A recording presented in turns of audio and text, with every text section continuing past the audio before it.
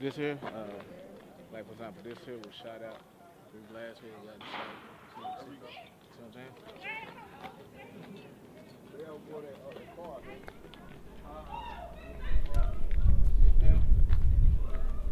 Go inside. Go inside. Go inside. Go inside.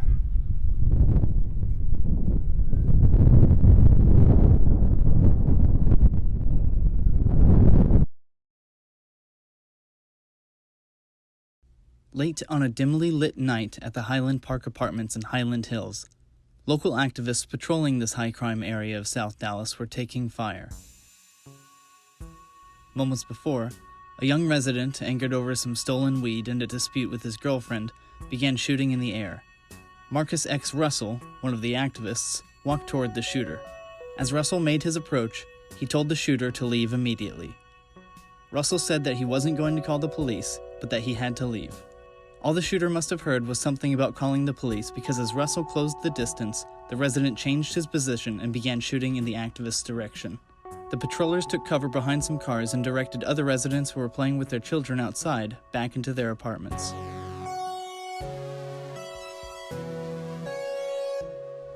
The gunfire didn't stop until the shooter was out of bullets. The activists on the patrol, a coalition comprised of the group's guerrilla mainframe and Black Empowerment movement, were armed to the teeth. They almost always carry shotguns, machetes, and semi-automatic rifles as they make their rounds.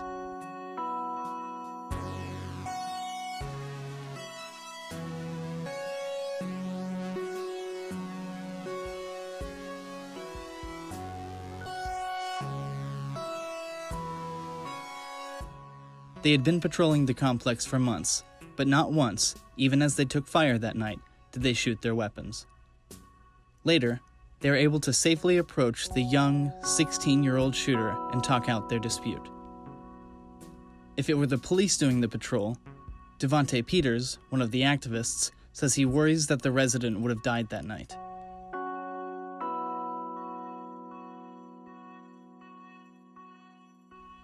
"2019 was one of Dallas's most violent years since 2007, with more than 200 homicides. Mayor Eric Johnson and Dallas Police Chief Renee Hall have both rolled out plans and recommendations to make the city safer. While time would only tell if their methods were effective, guerrilla mainframe and Black Empowerment took matters into their own hands. This is the story of those patrollers. You're watching a Cobbcast. I'm Cobb, and this is The Cast.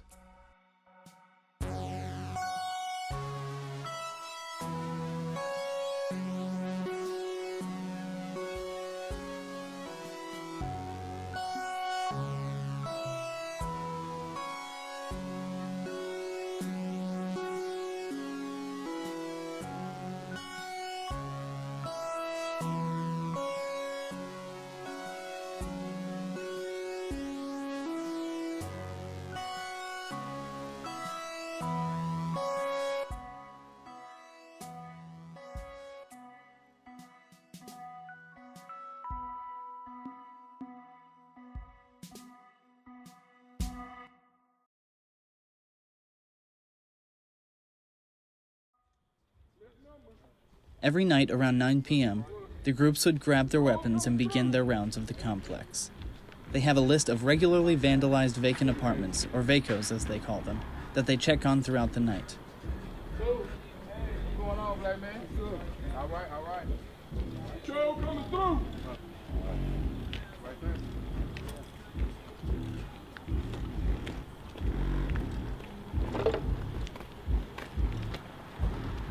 Patrol coming through. Nah, we protecting black people. We ain't doing nothing bad, y'all. Patrol coming through. Tighten up. Tighten up. Patrol coming through. Speed scan. Don't get in hot. Announce yourself, coming in. Coming in hot. Coming in hot. Announce yourself now. Coming in. Kitchen clear. Clear. Back over Close and clear. Clear. South cover. 5, 3, out. So, the issues is people breaking into the homes, to the apartments, and so what they do is vandalize them and trash them. Also set fires to different apartments, as you'll see, if those apartments aren't secure yet. So pretty much, you know, they're causing damage, and we wouldn't even know that they're occupying these spaces had they not, you know, took the doors out, put holes in the walls and things of that nature. But you also see feces on the ground as well, you know what I'm saying? So this is some of the activities, just like that right there. These are some of the activities we're trying to deter in this neighborhood. And another reason why homelessness is a prevalent issue is that, you know, after a lot of the crimes are committed, they'll run into these apartments and they'll, you know, hide their stolen properties, or, you know, just hide out from, you know, just hide out and deter from, you know, the laws or whatever. You know what I'm saying? So, and we spoke with to Tanel Atkins. We went to the town hall budget meeting. We told him he needs to put some more money into the homeless issue out here. You know. Patrol coming through. 102. Announce yourself. Coming in hot. Announce yourself. Hard cover. Is anybody in the box? Hard cover. Announce yourself now. Hard cover coming in. Coming in the kitchen. Kitchen clear. Bathroom clear. We got a shoe. We got a shoe. Clear. I said, man, these apartments be nasty. Yeah, we good. We good. We good. Some new shorts. No shorts. Got New two shorts. Burr can. Oh, that window's broke too. Windows You know broke. it ain't all the way. Is that correct? Correct. Yes, sir. Windows cracked. You might stay late tonight. So I can get some more. Get somebody trying to break it. Just breaking. What's the number? Yeah, this one, that was compromised. Okay. That was compromised. What the fuck is that? Is that a bag of shit, cuz? Is that bag of shit? I think that's a bag of shit. No, tissue. Tissue with shit on it. Probably so. That's what it is. Sorry.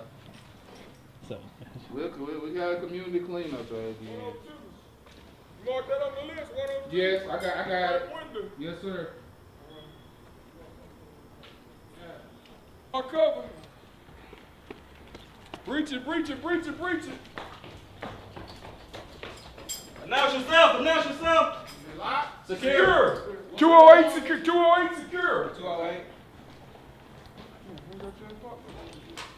208 secure. Secure. Because you're in the spotlight. You doing good there, but everybody knows. Patrol coming through. Hey, he said he got to be working 6 in the morning. Yeah. You gonna take it? All right. I told him. We doing extra stuff. We'll take you to work. If you need, mama, do it. Ain't nobody else gonna be able to put up. We all we got. We ain't over here policing. We over here being engaging.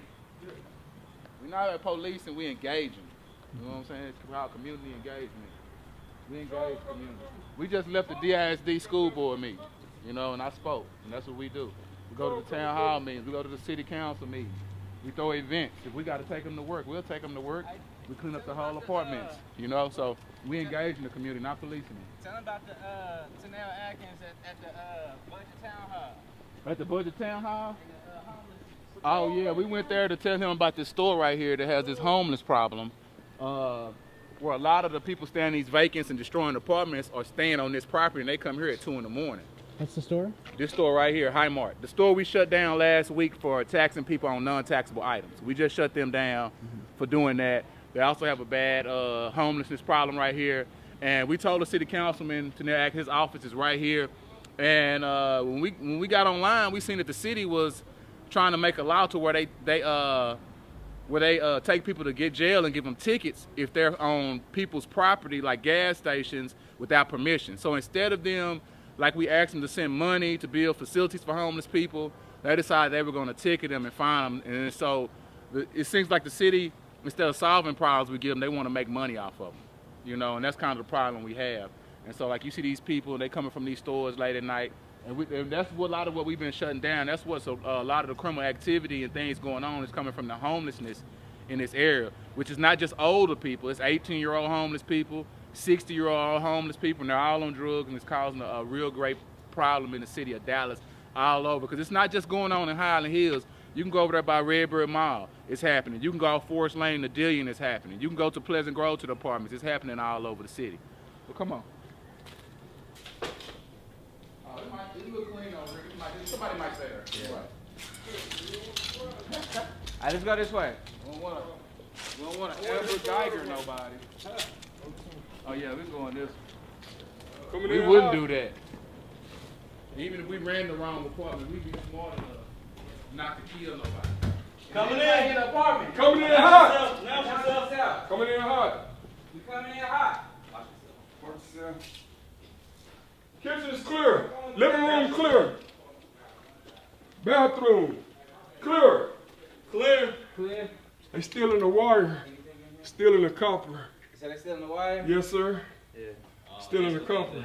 Anytime you see this down, that's what they doing. They getting them bricks from outside and getting this down. Damn. We gotta get that door locked. Let me get some light in here. That's all. Yeah, they stripping that copper and selling it. Yep. Somebody done had some dope. Look at the bags. Yeah, they got the bags.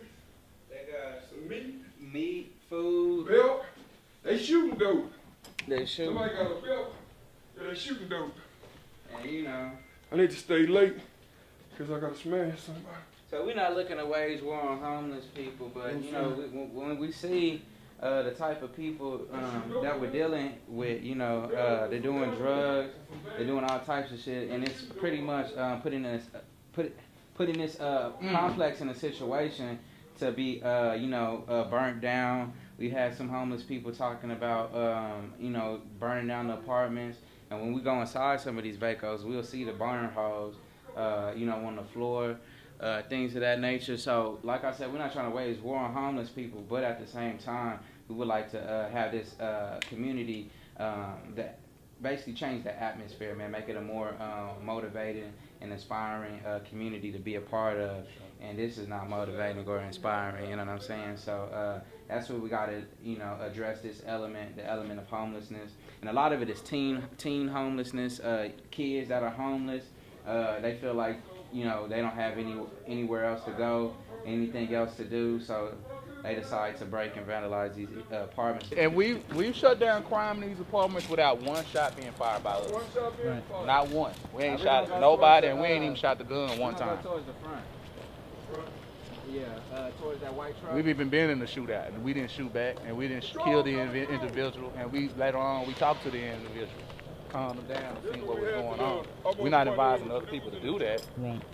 But it seems like we're doing stuff that the police can't do. You know? Because if that would have been a shootout, they would have killed them. The individuals came through and did a drive-by in the apartments last week. And they shot at everybody.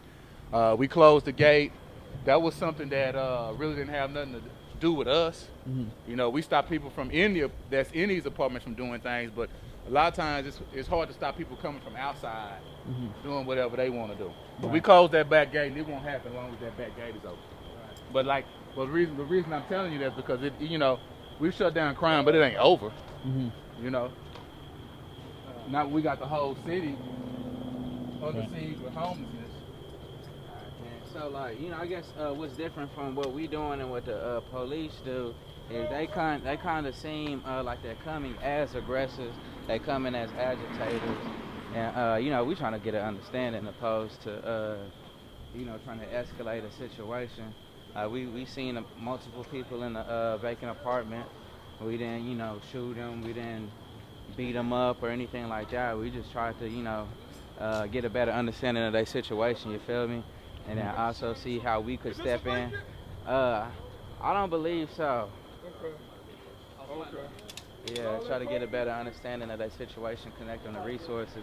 Mm-hmm. But had that been a police officer, they would have probably hit with trespassing or breaking and entering or whatever, you know what I'm saying? So, you know, we don't want to be an extra hindrance or extra hurdle to our people. And like, we moved in, you know what I'm saying? So these are our neighbors, you know what I'm saying? So we're not trying to be a hindrance or an obstacle to our neighbors.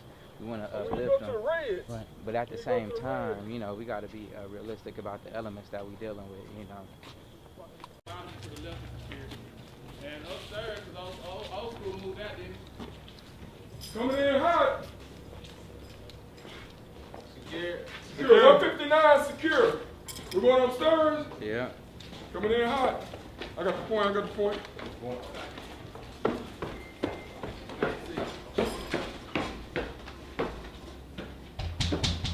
Is anybody in the apartment? Coming in hot. We're on. Is anybody in the apartment? We're on. Announce yourself. Hall clear. Hall clear. Bathroom clear. I'm on. No safety. Bedroom clear. Yeah, I did. Clear. Secure. We need to lock this door. We can. Put that in the drill, 259. 259. I put 259 needs to be secure. Alright. There got some nice air in there. Oh, that's an AC in there? Boy. Hey, you know, old school called. Nice AC. When you guys are keeping note of all the ones that... Correct. Gotcha. Yes, sir. Just so you can come back around and double check. Yes, sir. Double, triple, quadruple Yeah, check. and Right. we're also in a group. We're texting management and the owners at the same time. Too. Got it. And are they appreciative of the stuff that you guys Yes, Oh do? sir. yeah. Yes, sir. I mean, That's our payment. The appreciation is our payment, that's sir. our payment, the appreciation. And Yes, sir. really, no one can help them, and so us doing this is like they're able to do other things now. Now they have the time to buy new windows, put doors in, clean apartments up, and put new residents in. They couldn't do that at first because all the vacant apartments were being burned down and tore up and used for criminal activities. So this is a big determinant of criminal activities by us going in these vacant apartments. And a lot of those vacant apartments that we went to and we was trying to see if they're secure, initially those were not secure. They weren't secure. But through us doing what we're doing, they've been better able to, you know, lock them up and get them secured and whatnot. Right. What about that flooded apartment? Let's go check it. Troll coming through. Coming up, we're on. Coming in hot. Coming in hot if it's open. Secure. 264 secure. How you doing? Troll coming through. 264 secure. Hello. Hey, how you feeling? We making sure ain't nobody, you know, running up in the apartment. Yeah, so the Make sure issue you with this safe, Queen. That's what we apartment, what it is, it's an elderly woman who lives under this apartment. One night, you know, we seen some cats in the vacos. We had to make them, the vacant apartments, we had to make them leave. And in retaliation, they came 2 hours later, flooded this entire apartment out. And then, you know, subsequently, the water came into the elderly person's apartment.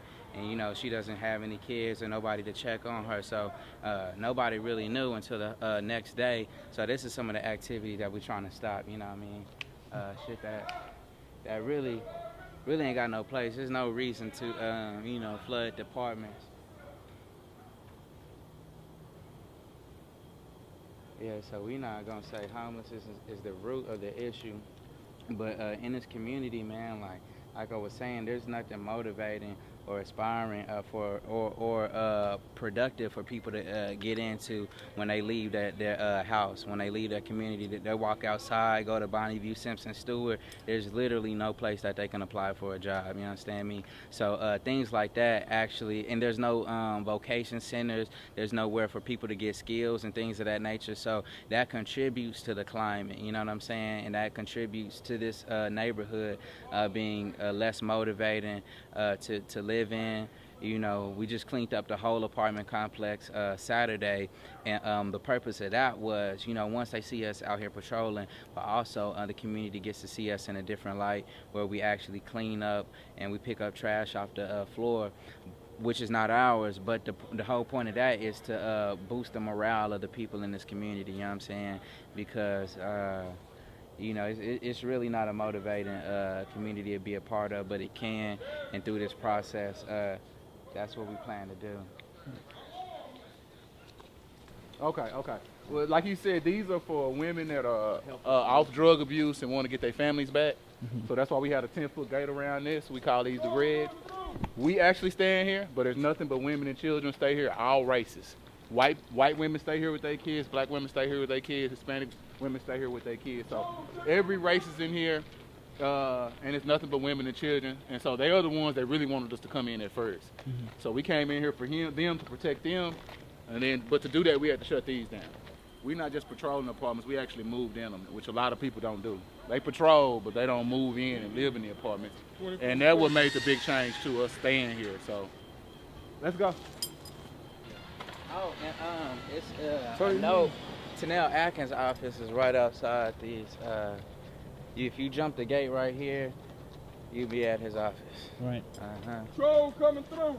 No, they had to, when I told you about the drive-by, it took the police like 6 hours to come. 6 hours. The police station is right here. It's a brand new police station down the street. Less than 2 miles. Less than 2 miles. Guys come through and do a drive-by. The manager calls the police never show up. Well, 5 hours later, and they wonder why they got community engagement specialists over here. Gorilla Mainframe, BEM over here, putting in that work. Community engagement activists putting in that work. Because, you know, I'm not dissing them, but all I'm saying is the facts is facts. Management called, there was a drive-by over here last week. Took police 5-6 hours to get here. You know, you know, that's really ridiculous. Hey, so look, it's 2 problematic apartments that they brought to our attention. Y'all want to check these 2? Okay, yeah, that's fine.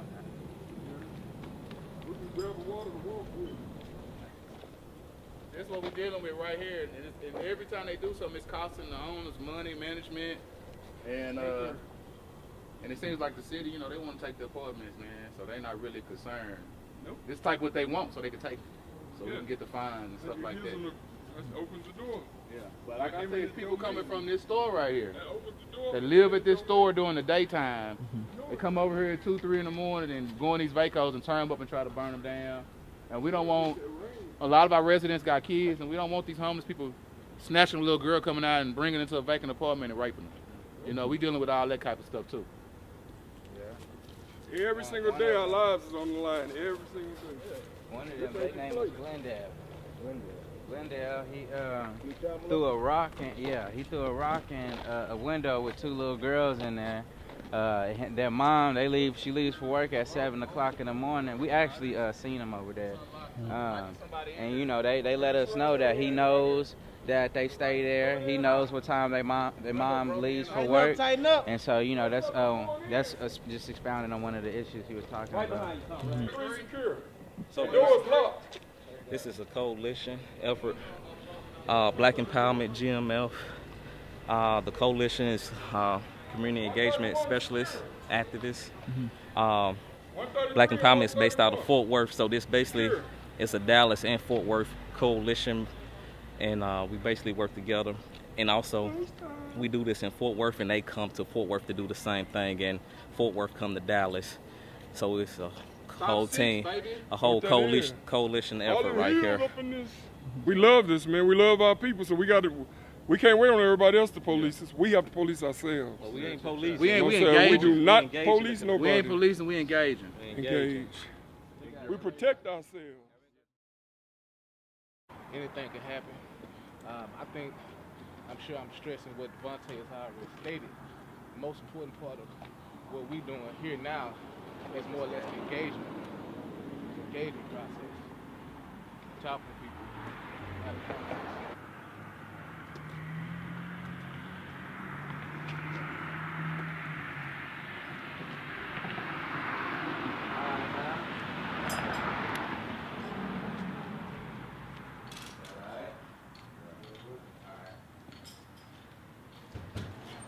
Anybody in the apartment? Anybody in the apartment? It's clear. Clear.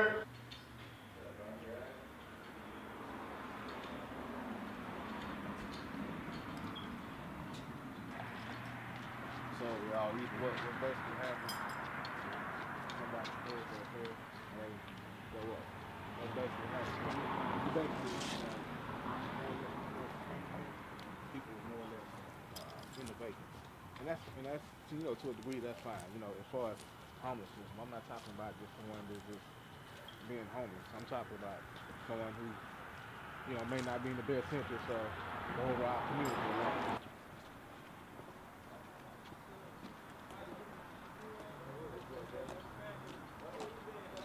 Job, huh? You done got a job or something? Oh, you been out the way. It's probably scared. That's good. It's scared.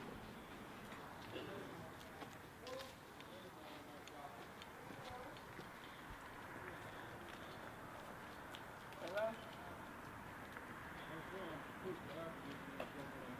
Are you talking to us? He's still around another one that shook your hand. Yeah.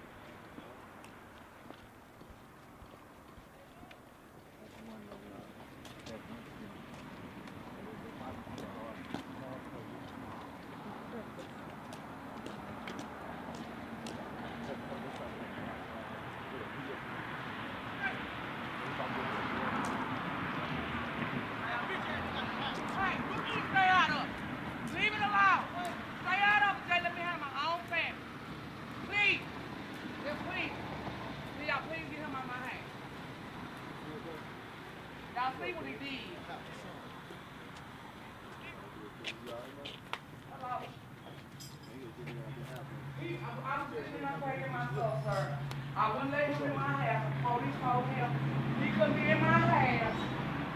Where you at? Now, come on. I think I have a security smoker in there. Hey, you stay out of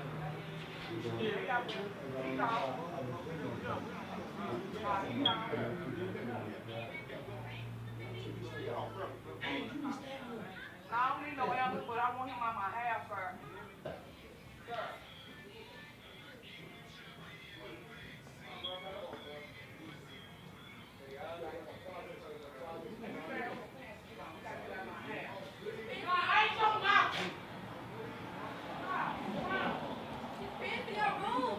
Look what he did to her number one.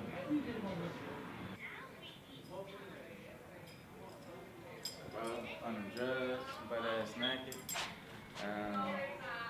He comes to his mama's house, causing ruckus, tripping, high on whatever he's high on. They don't want him over here, so what we doing is trying to extract him before the police come. He's in here saying, man, y'all gonna kill me.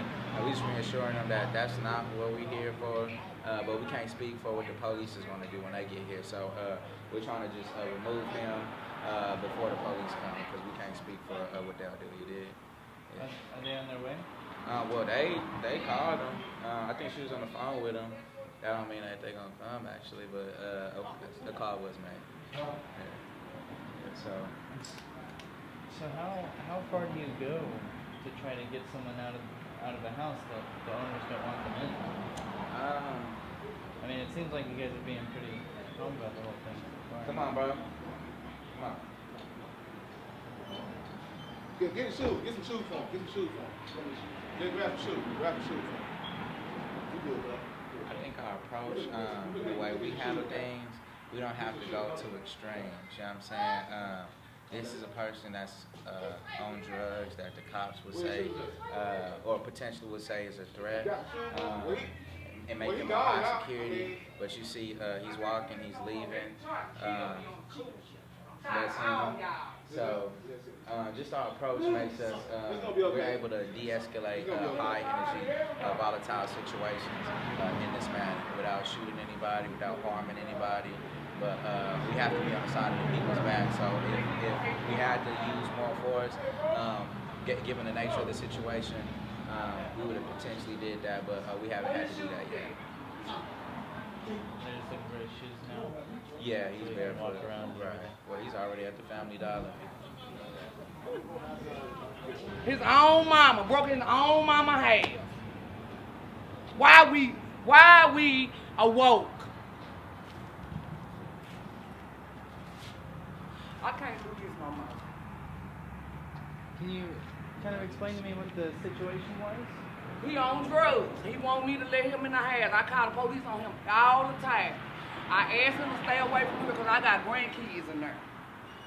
He kept banging on my door. I'm just trying to ignore it. I can ignore stuff like that. But when you climbing through my window, kicking me while I'm trying to pull you out, something wrong with you. He on drugs. He probably on wet and powder. Yeah, we walk up there. We glad that they were around to kind of Yes. de-escalate the situation. Yes. And this what happened to me with my own family. Don't nobody over here mess with me. It's my family. But yeah, man, it's real out here, you know what I'm saying? So it's a random situation. Even the guy that we had the situation with shot at us a few weeks back or a couple months ago, whatever, he was involved in a situation to where, he shot someone returned fire on him, and, he's back out here today. And it was a coincidence that we heard 6 shots last night during the storm. That was probably his letting us know he's back. Were you guys out here when that other shooting happened between those 2 guys? Yeah, you came back 15 minutes later. He's sitting in the car. I was just talking to him. The guy got shot. Oh, you doing pretty good. They shot each other. It's a. What was it about, do you know? It could have been about any number of things here, but I'm sure it was petty. I mean, they know each other well. must have been, I would imagine, if I was going to shoot somebody. This kid, that reason was probably not the same reason that you would have. It's probably half as long lines with something having to do with respect. Something would be petty, but then the underlying reason is respect. That's probably, and I'm just theorizing truly, but I think it probably has something to do with respect. But fortunately, both of them survived. And that's the important thing.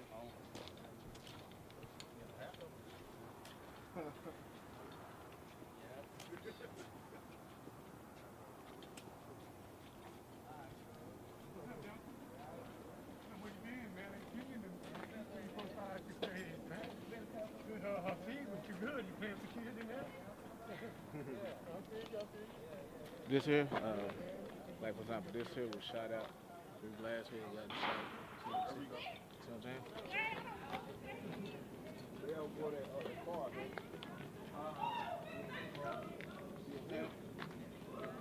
Y'all go inside. Go inside. Go inside. Go inside. Go inside.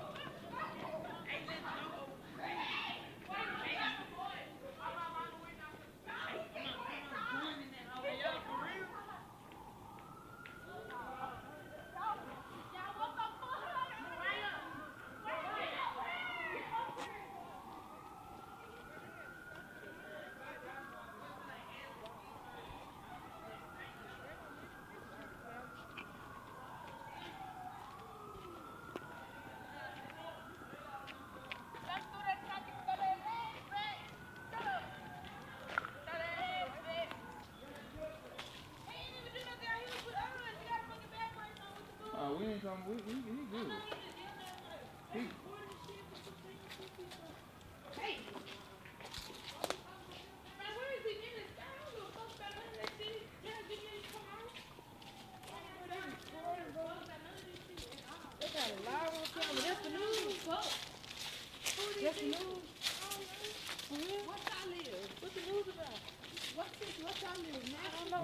We're just following along with them.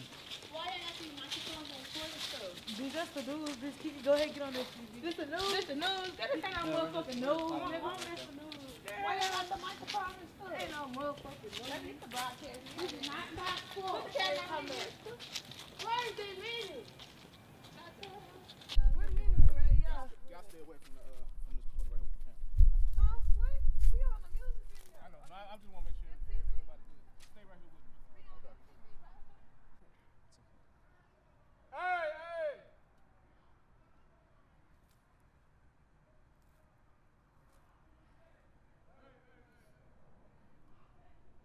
seemed like it was probably just a warning shot or something. But see, what sets us different from all the sensational talk is things like this nobody really gets to see. You know what I'm saying? That's what Behind the scenes. Yeah, this what you know what I'm saying? We've done our best to get a lot of things, a lot of different things you just saw tonight. You know what I mean? A lot of different things, different elements. You talk to different elements in the community. That's part of the work that a lot of people don't want to do. We in the mud. You know what I mean? I don't have to be here. You know what I'm saying? I choose to be here. You know what I mean? Because this is part of my process and my thought process. You know what I mean? That's what I believe in. He felt a certain level of disrespect, low key follow behind him, and that was what that discussion was about. Basically. Reason why I didn't want you guys to come over there with the cameras, because I didn't want to get all crazy and wild and all this other kind of stuff and make it uncomfortable for us still being here, and for them too, but mainly for us still being here, because they don't necessarily know what perspective y'all are. They, you know, so that's just the main thing. What was the initial that one gunshot thing? I think that was D-Man. That was him. It's just him just being him. Because he has a mental health issue. Yeah. Yes, that's the problem. He has a drug issue. It's just him being him. And homeless issue. Is that just like, is that just him being with a bunch of his friends and trying to be cool and trying to show off? I think he's trying to get some attention grabber. You know, That's all it is. I mean, it's not the it's a cry for help, yeah, really. Yeah, actually it is. Because he knows.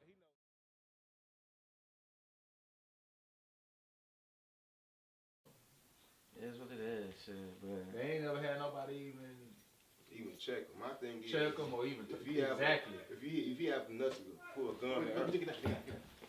Hold on, Pete. Come on.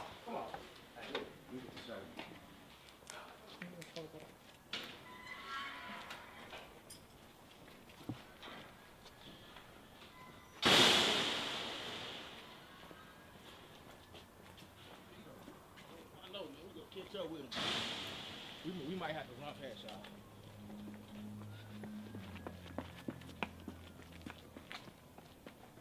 All the police down there? Yeah. This bitch. Okay. The law's right here. I don't know what Are we good to go over here? Yeah. See, that's the problem over there. I told y'all. Hi, Mark. Oh, they must have just got her son from trying to break the window. Y'all just set the truck. Got MTV or what? Huh. Hey, hey. Hey guys, Yeah. Hold on, I ain't put my lip gloss on. the trenches are hot. Welcome to Highland Hills. Make sure y'all get me on the camera. I think it's the same one. Yeah, real shit. Real OG here. Yes. Y'all know what the fuck going Yes, on. we are live in Highland Hills, baby. It is a glizzy land. It's a glizzy land, baby. It's a glizzy land, baby. Reporting live. On channel 88. He cool. He be tripping. No, he the one that I have a problem The day we was in front of the store, he was in the car with y'all. But he wasn't with. he out. You betrayed, he out. What did he do to him? I'm trying to see what he do. Yeah, true. But what did he do to him? Is he ain't do okay? nothing. He ain't no.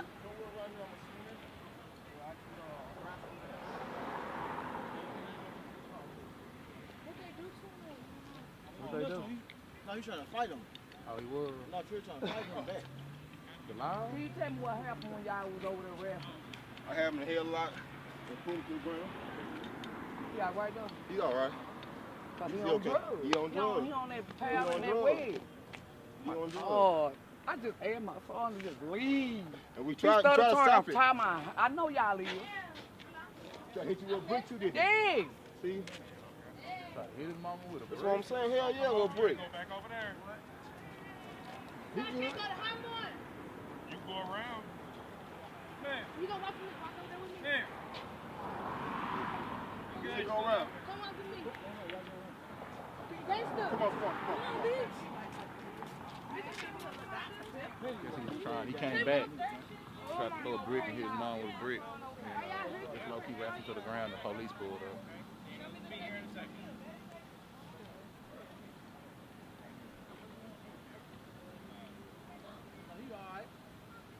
I walk around here to the store. Have you been around here at nighttime?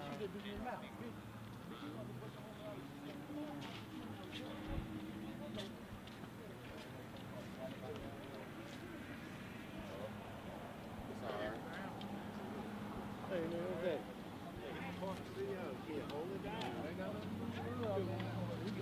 Stopped him, but you know, he's trying to hit his mama with a brick. What? His mama with a brick? Yeah. He's trying to hit his mama with a brick. Hey, we don't like to be on little camera. documentary, you know what I'm saying? We talking to this brother right here. I'm talking about him. Oh yeah, nah, you good, you good. Yeah, we doing documentary. You was one of the first people that we ran into when we first came over here. Yeah. So you kind of know the story, what happened. You know what I'm saying? This is, y'all with Dallas out there, but we all know Dallas out there. So if you want, you know, if y'all want to talk to somebody that be over here, you know, we kind of used to catch him in the vacos, and he's kind of one of the people that worked with us. Yeah. We went and got him a job. And, you know, he's still trying to find him somewhere to stay. You know what I'm saying? We tried to get together with him to put some money over here for the homeless problem, but they wouldn't.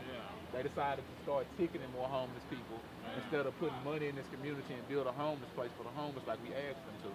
I'm going to say this. They've been helping me, man, you know what I'm saying? Gave me motivation so I can get out of car. I went and got me a job, you hear me? It's just hard for me to get someplace to stay, you hear me? But, you know, I got a few friends that they want to stay with, you know what I'm saying? If not, I go up there and sleep on the library bench. You hear me? I do that because me. I got a lot of pride, but, you know, when he told me, he said, say, man, you know, I said, well, you ain't got to worry about me no more. I did that one time. I said, man, look, I'm trying to help myself, man. Here we go, bro, one time. I'm trying to make it, they make it big, they make a hell of a difference over there, man. Seriously, man. And that's, you know, really, all I really can say, because when I got my job, they gave me motivation. You hear me? And so that's what they do, man. A lot of people don't understand. We got people over here, man, that need help. Bad, man. I'm talking about bad. You hear me? Bad. Come on, bro. Hey, man. I love this young brother right here. You know what I'm saying? Yeah, man. We're doing a documentary, just the Dallas Observer. You know what I'm saying? This is really a legendary young brother from Highland Hills. You know what I'm saying? And this is one of the brothers we want to make it and be a great black man in the community. You know what I'm saying? He still has an opportunity and chance to be anything he want to be. You know what I'm saying? I think we saw you over there earlier. I mean, I could tell you, you know, I don't know if you want to tell, you know what I'm saying, our situation, you know what I'm saying, how we in the apartments came through, you know what I'm saying. Just tell them what you feel about us and how we came through. Nah, don't laugh. They motherfucker that, like you saying as far as like y'all whatever you want to say, because I don't want to put your business out there. Presence, I'm just say, shit, they presence made a difference and shit, man. Like, nah, real talk though, like when I say they presence made a difference, it made a difference, you know what I'm saying? How did it make a difference? It made a difference though. If it come from him, I'm accepting. Hey, you made my 3 months work. Yeah. He got shot in the back. He got shot in the back. And that's the one we had a shootout with when we first got here. And we never shot back at him. He know we real, you know what I'm saying? Coming from him, that's big. Y'all doing good, you know what I'm man. saying? He ain't gonna say nothing about that. No, you doing good, man. He gonna come from no fake spot. I always tell y'all, always watch. Came from the heart.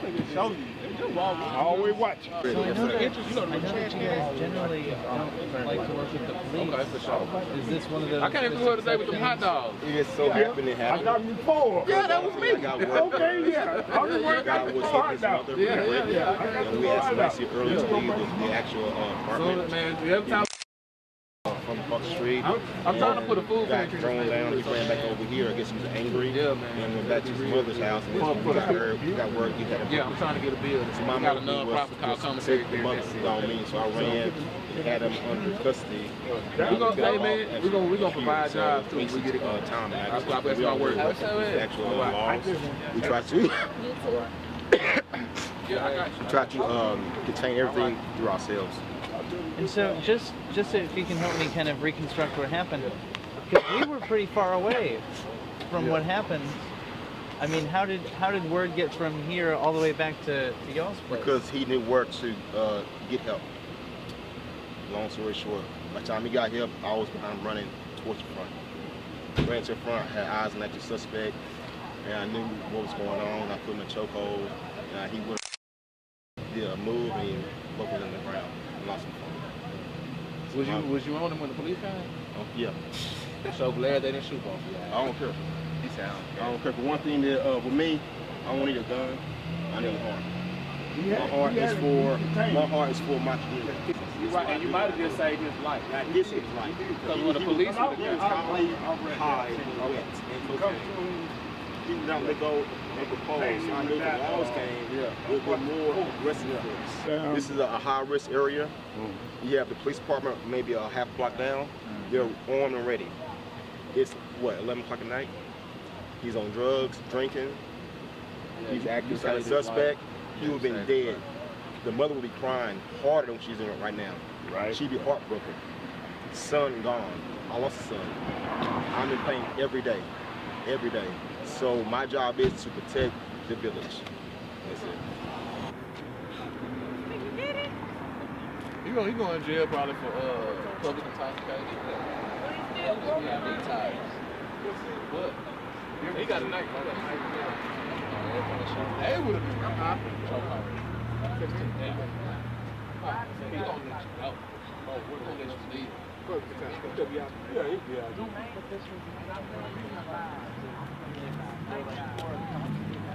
That's criminal business.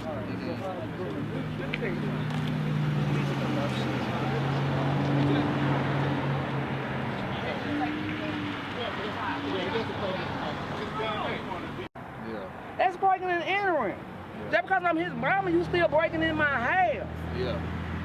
Then I have to wrestle. I'm 50 years old, I'm wrestling with you. Last week, the same thing happened at my mama's house. My sister was beating on the door. She tried to jump through the window. My mama called the police.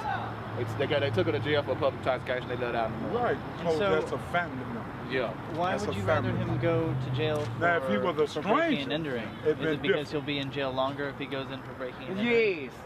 But they say he's going to jail for public intoxication and he got warrants. That's his mama. But they won't tell me what kind of warrants he got. Oh, if he got warrants, yeah, I done been to jail too many times. That's a misdemeanor. They're going to overlook that. But see, that's what we dealing with. But he don't come over here no more because I know I'm taking your piece from you. Mental issues. Poverty. He ain't been back on. The city, the government ain't dealing with mental issues. You know what I'm saying? They're not really dealing with drug abuse over here. They're not dealing with the homelessness issue over here. You over here, you see. You know what I'm saying? Look. Oh, man, this is ridiculous.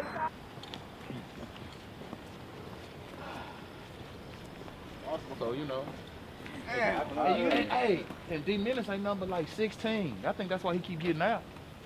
That's what another dude told me. He's like, man, that dude like 16. And that's that guy that got shot, huh? Yeah. Come on. Not quick.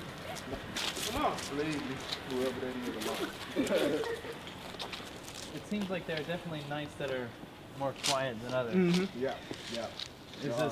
Would you say this is a high activity night? This is pretty much This is a high activity night compared to how we shut it down. Yeah. This ain't a high activity night to when we first moved up in here. Yeah, this is reminiscent of the atmosphere when we first arrived. You know what I'm saying? Before we were effective in our duties. You know about this much. Well, it was really. It was about 30 of those young dudes out here. Yeah, I'm actually. With 2 guns in each hand. Yeah. Very intimidating. Right here, right where we live. I'm trying to get an understanding. Like, why was it like that? Why was it like that? Yeah, what's the poor point education. What's the point of hanging out outside one of these buildings? But look, if you go outside the door, the gates of this apartment, what else is there to do? Sitting in front of the house. There's no YMCA. There's no jobs. There's no place people can put you know what I'm saying? Applications. The library closed at 6. You know what I'm talking about? So it's really. This community is geared for delinquent activities because there's nothing else here. And then the role models are people who could potentially be role models. They move out this neighborhood or neighborhoods like these, and they go to the other side of town. You know what I'm saying? So I think that's a part of the reason why. The role models. They role models taught them to rob and shoot and kill people. They didn't have role models that taught them how to be upstanding citizens or role models or fight for their people or do the right thing. So these people like 16, 17, a lot of them. So all they know is what they've been taught. Only thing they ever been taught was to stand on the corner and somebody pull them out their car, rob them. Now you got a car, a couple of dollars to go get you some drugs. It gets to once you a drug addict, then the person that was there ain't the same person no more. You understand what I'm saying? These people are willing to do anything to get high and it's just to get high for a day. They don't give a damn if they got a house or a place to stay or a car, because they'll just rob and take somebody's car. They'll rob somebody, get some money, and get high. You know what I'm saying? You're just looking to survive every day. You know what I'm saying? This is what this is about, everyday survival. This ain't about, I got some big 5-year game plan, or, you know what I'm saying? These people trying to survive the next 24 hours. That's why when we come do the food events, it helps, because it gives them 24 hours to think about something besides about where they're going to eat. We can't give them out no drugs. We can give them out some food. You understand what I'm saying? And you know, just change their mind a little bit. So I know it's hard for other people to understand why people would set out like that, because maybe you weren't raised in a household where your mama was a crackhead and your daddy, you never knew your daddy, and your mama didn't care if you went to school, didn't give a damn about what you did. You know what I'm saying? Your mama tells you to go out and rob people, come back with some money. You understand what I'm saying? This is the type of environment they're living in. You know, and like I told you, a lot of these people we seen don't even stay over here. They just homeless, including the people at the store, including the little young people you see running around, the girls, whatever. They probably ain't got no, you know what I'm saying? If they do, they stay with their great-great-grandmama or something. They ain't got nowhere to stay, you know? Just like that little girl, she trying to run something, but she probably ain't got a GED. You know what I'm saying? You hear that? So, you know, that's just... I guess those are things that you want to stay out of? Yeah. Well, I mean... Can I say something on that? Yeah, you know, those type of things, domestic situations, those type of things happen. I think the biggest issue when you deal with those things, you just don't want it to happen outside public. Like, if you don't have everybody has disagreements with their significant other, right? You're not going to agree with everything somebody says, you know? So, it's just not to do it outside public where it becomes a disturbance. That's our deterrence part. That's the part we try to deter. And you see the engagement process of how we try to, you know, deal with it a certain kind of way. By talking to them, trying to keep people separated, whatever we have to do to try to deter, that's what we try to do. And I guess that goes back to trying to make the community a more pleasant place. Exactly. So that people can just live a more pleasant life. Exactly. So people could just live. Exactly. People over here couldn't even live. They're dying so much. You know, people just want to breathe and live and be able to walk outside. You know what I'm saying? Not just have a job. Can I walk outside? But I get robbed and dying? From a political perspective, we say that weapons are political tools to organize masses of people. They become like microphones. So when we first started doing these like demonstrations with weapons back in 2014, it brought us a lot of a platform, so to speak. You know, so in that sense, that's what we say is the symbolism of a weapon, because the idea of a black man with a weapon seems to be, you know, taken as a sensational sort of thing, you know. So we try to take the sensation out of it, try to just specifically identify what that means. And so our weapons are political tools because it creates conversations. Because a lot of times we've run across people here that say, I didn't know you could legally carry weapons, things of this nature. Then we have some sort of conversation. That's what it creates. Second thing, of course, is a self-defense mechanism. Now, in terms of what we dealt with here, as far as when we just dealt with the police because of the disturbing situation, we didn't want any confusion about who was who, and so that way we can kind of keep everybody cool. So at least that's my position on that. We'll keep everybody cool, no confusion, because we're not trying to necessarily have to get into a shootout with the police department. That's not what we're trying to do. That's not what it's not the type of example we're trying to give at this particular time as far as us doing these patrols. Yeah. As far as us walking through the community. That's not what we're trying to do. Well, I should say a year ago, there was like 8 or 9 pages of things that happened, you know, as far as calls for incidents with the police. When we came here, we chopped it down to 1 page. Was it 1 page? Not even a full page. Not even a full page. That's the engagement. It's just the engagement process. It's just them knowing. See, here's the thing.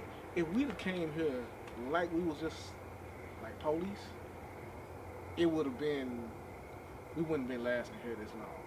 Before we came here, there was multiple security groups, the tough guys, whoever you want to call. They all got ran from here.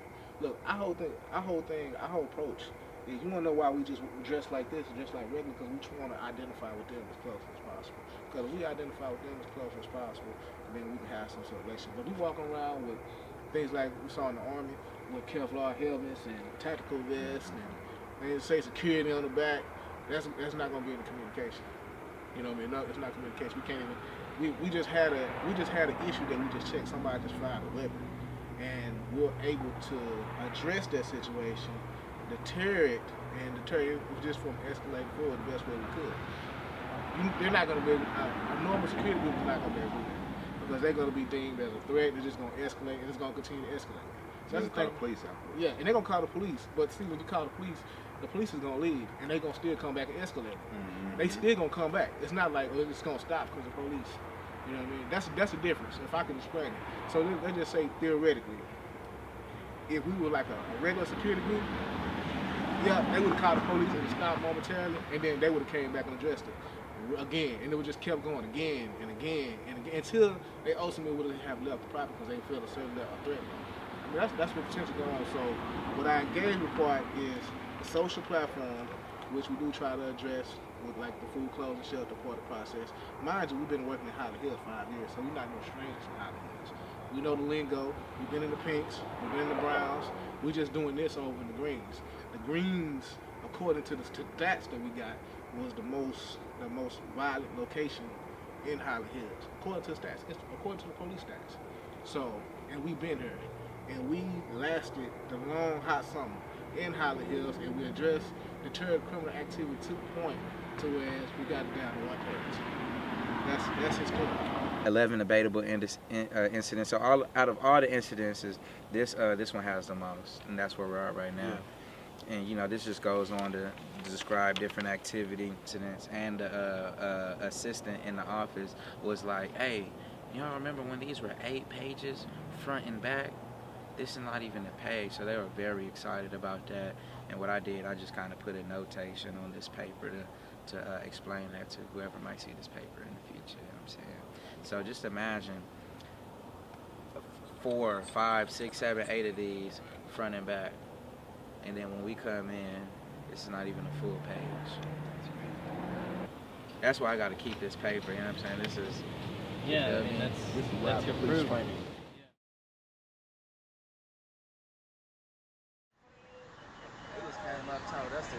Drop our weapons. Yeah, we're not gonna.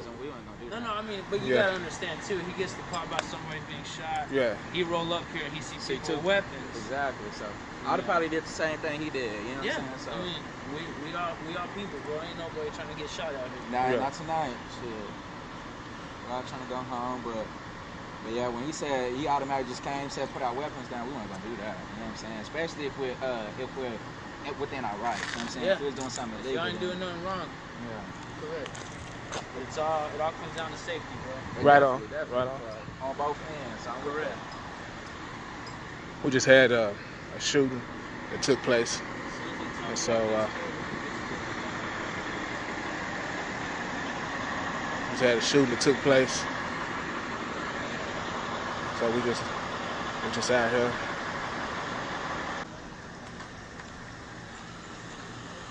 Shout.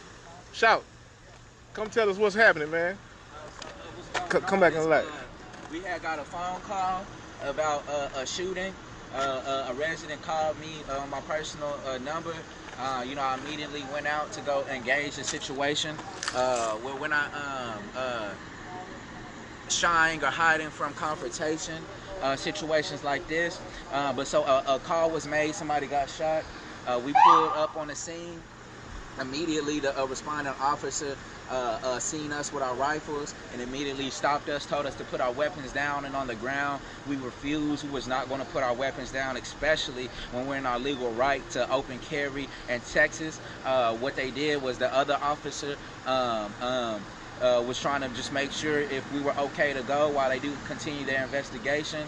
You see, we're not in the back of the police unit. We're not in an active shootout. We did what we did, and now we're going to go home while these bacon good boys are on the scene out here. But yeah, you know what I'm saying? We engage in our party. Yeah, engage in our community. That's good. That's good. We ain't putting no motherfucking weapons down. What's wrong with you?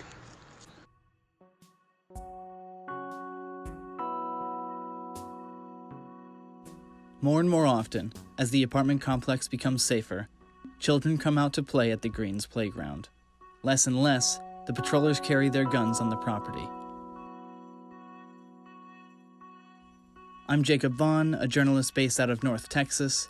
Some people call me Cobb, and this was a Cobbcast. Thanks for watching.